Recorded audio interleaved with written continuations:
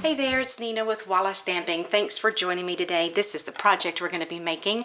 It's a little milk carton style box, and I created it with very vanilla cardstock, the thick cardstock, and I added a few little dots of some Dazzling Diamonds glimmer paper.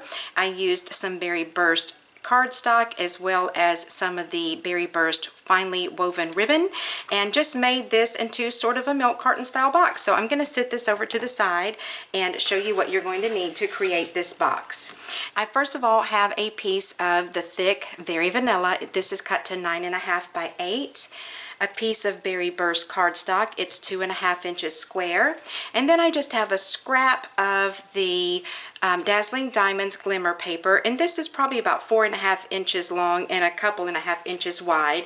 And then I have another scrap of some basic black to stamp our little sentiment with, and this is way bigger than I need, but I'm just going to stamp on it and then cut away what I want to keep. So first thing we're going to do is some scoring. So I'm going to grab my Simply Scored scoring tool, and we're going to start by putting our paper in on the 9.5 inch side across the top, and our first score line will be at 2 1/4, then at 4 1/2, 6 3/4, and at 9. Turn my paper a quarter turn to the left, score at 2 1/4, 5 1/2, and at 7 1/2. So that's all we need the scoreboard for, but we do have a little bit more scoring to do. And to do it with, I'm just going to use my ruler and my bone folder. So looking at this, if you can see, I'll tell you what I'm going to do. Before I do this, let me go ahead and fold and burnish my score lines so that hopefully these score lines will show up for you better and you'll be able to see what I'm trying to point out to you. Alright, I needed to do this anyway, so we might as well just do it now, huh? Actually, this one will get folded back the opposite direction. Okay, so hopefully you can see all those score lines now. So in looking at our box, this is going to be a side, this will be the front, this will be a side, and this will be the back. So what we're going to do is we're going to get rid of this rectangle right here and then cut this at a diagonal up there. So we'll go ahead and get that cut. And then I'll do those other score lines and we'll finish cutting it out. Okay, so that just kind of helps me know where I'm working from. That's why I went ahead and cut that out. Alright, so what we're going to do is measure from this score line to this score line, which is 2 1/4 inches. Half of that is 1 1/8. So I'm just going to take my bone folder and just press down right there and just make a little mark on my paper. So I'm going to line my bone folder up there with my ruler against it, and then the other side of my ruler I'm going to line up right down here where these score lines cross one another. Do my scoring, line that up in the center point, my other end of the ruler where the score lines cross, and score. We're going to do that again on this portion here, which is the other side.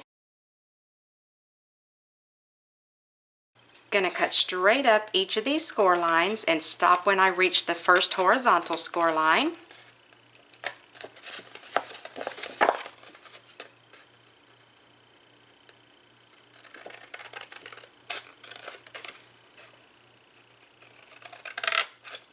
And this is the front and the back. I'm going to fold those out of the way so that I don't accidentally cut a wedge out of those.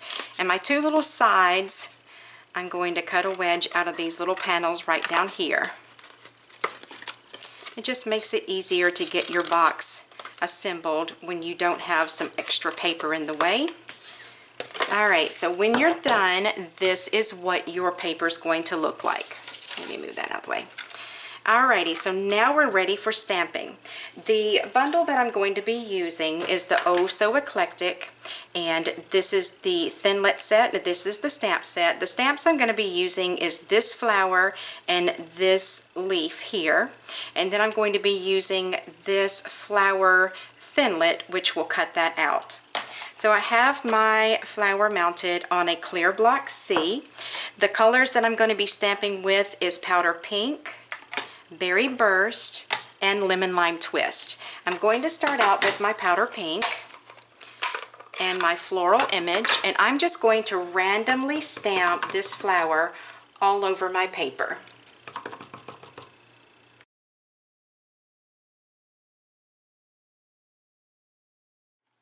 I'm going to move on to my Berry Burst and continue using the same flower.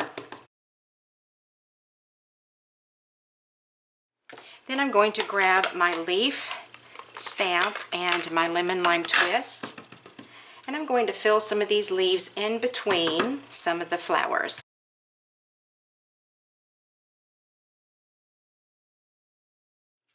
So I'm going to sit my box to the side for a moment, and we'll go ahead and get the embellishments made, and then we'll cut out our Dazzling Diamonds paper. So I'm going to grab my Dazzling Diamonds as well as my Berry Burst, my Versamark, my embossing buddy, my white embossing powder, which actually that should go there, and my basic black, and we'll just get all of this done and out of the way. So to stamp my flower, I'm going to grab this Berry Burst again, grab my flower image, get that stamped, and I have a sponge dauber right here. I'm going to come in the center and lightly swirl that ink around and just darken up the center of this flower. And just use a light hand here. You want to add a little bit of dimension to this flower, but you don't want it to be super duper dark. And it might look dark on camera, but in real life it's not as dark as probably what it appears to you. Then while I'm at it, I'm just going to go ahead and take my embossing buddy and rub that powder over the top of my basic black. I'm going to be using the Missing You stamp from the stamp set. And I've got my Versamark here, and I'm actually going to stamp this a couple of times so that if I mess one up, I'll have a backup plan.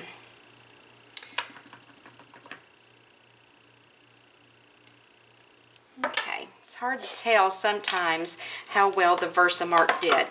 So I've got my white embossing powder, and I have a piece of scrap paper here. I'm just going to add my embossing powder, tap off the excess, and then I'm going to heat set it with my heat tool. And definitely this one turned out better than this one. The G got a little bit smudged, so it's a good thing I stamped two of them. So what we'll do with this, I'm just going to take my scissors and I'm just going to cut straight across here, turn it around and come straight across here.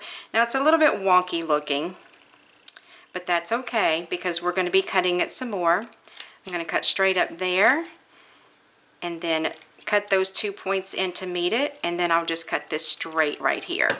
So now what was kind of wonky looking is straight. So even if you stamp your word a little crooked, you can still straighten that up once you get it cut.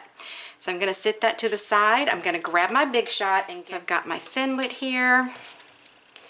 Put that around the flower, get it lined up, then run that on through. Now for the center of my flower, I used one of the new blingy things that Stampin' Up! Has. These are clear faceted gems, and I've just used one of these large ones, and I'm going to put that right in the center of that flower.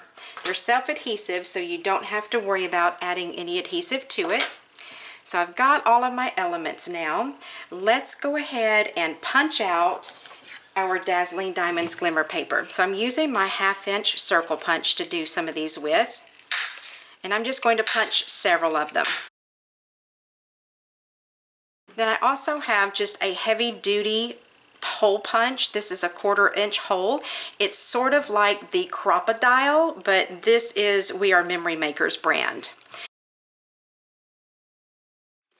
I'm going to grab my box again, and I'm going to use my fine tip glue pen and set that aside for the moment. First of all, what I'm going to do is take all of my circles, and I'm just going to place them where I want them to be.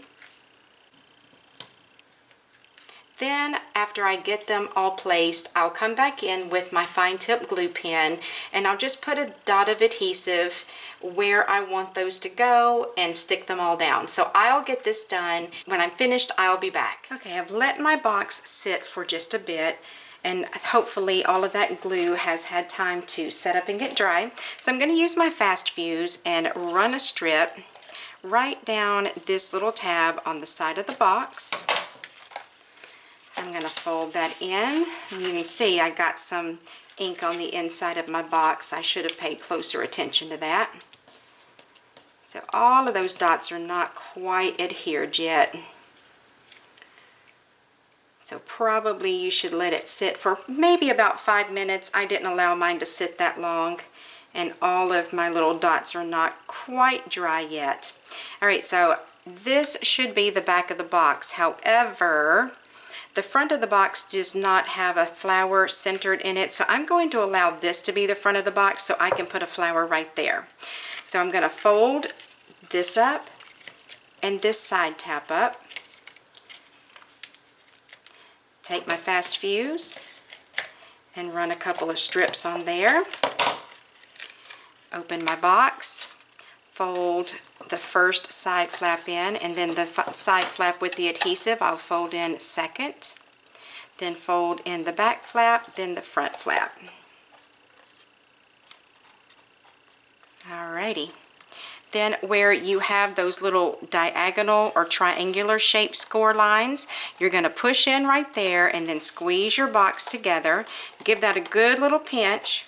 Then you're going to take the heavy duty circle punch again, and I like to mark mine with just a little ink mark so I know where I want those holes to go. So I'm just going to put a dot there and a dot there. It's easier for me to do it this way and get my holes in the same spot on both sides than it is just to eyeball it. All right, so punch that side and punch this side. Okay, now I'm going to be using the, I think this is called the the finely woven ribbon, and I'm using the Berry Burst. And I have to tell you, if you have not purchased this ribbon yet, you are truly missing out. It feels great. It ties and works wonderfully, especially if you're like me and you're a little bit challenged when it comes to being able to tie a bow and make it look pretty.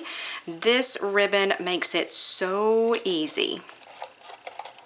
And I actually punched the hole a little too far up on this side, but it's going to be okay since this is just a, well, I can't get it through. If this is just a demonstration box and I'm not giving it to anyone, so it'll be okay. Yeah, that's not going to hold back there. So I'm going to go ahead and get my bow tied.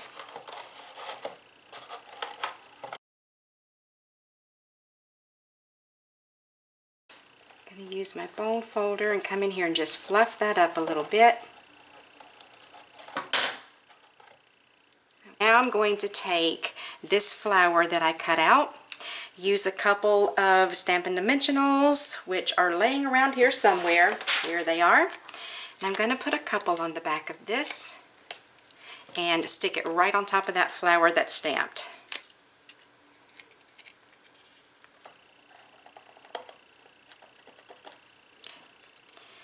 This can go right in here, and if you need to trim a little bit of it off to make it fit better, that's perfectly all right. Okay, so that's good. I'm going to take a couple of glue dots and put on the back here, and then slide my little sentiment right up underneath the edge of that flower and stick it down. So here you are, both projects complete. Now if you want to go over to my website at wallastamping.com, you can print off the PDF that has all of the instructions on how to make this box, along with all of the supplies that I used to make it as well. And I forgot to mention that I do have a kit. Go over to my blog to get your PDF, your printable PDF, and while you're there, leave a comment to enter to win the kit. And I would appreciate if you would subscribe to my YouTube channel as well as my Walla Stamping newsletter. And I hope you have a great day, and I'll talk to you soon.